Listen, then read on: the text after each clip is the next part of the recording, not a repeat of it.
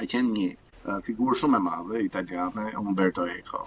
Ai kishte një tendencë kur pa që po fillonte bota virtuale të merrte terren, doli me një tip aksione të tipit që nëse dje kanë patur 10 veta mundësi të thonin budallëqet e tyre në kafe apo në mjedise të ngushta mes tyre, tani do ta bëjnë publikisht. Dhe tani gjithkush çdo normal idiot në një farmace ka marrë monopolin që të mund të japi të drejtën vetes të divulgojë etj etj. Në është vërtet ajo që ai që ka. Të ashtu quajturit dhe të vetë reklamuarit si budallënj bëhen bashkë dhe gjejnë një farllojë dhome këmbimi ku të ndajnë të njëjtat mendime me njëri tjetrin për një afat të papërcaktuar. E kupton? Ama në të njëjtën kohë kjo armë është në dispozicion dhe të palës tjetër. Tani kjo është punë vullneti.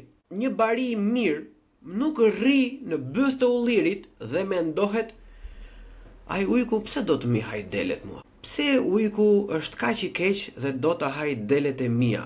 Pse ujku nuk mund të bëj një supë me karrota dhe me oriz? Jo, bariu i mirë ka një bastun të bërë mirë, ka një thik mbas brezit apo në lër dhe është i përgatitur dhe aktivisht duke bler apo duke çiftëzuar të qenë të stanit, kujdeset dhe përkujdeset në mënyrë aktive gjatë gjithë kohës që t'i bëj ballë të keqes. Asnjëherë nuk kam gjëra një bari, unë them, ujku, duhet të bëjmë ndonjë gjë për të ujkun, Zoti do t'i heqë ta ujqit.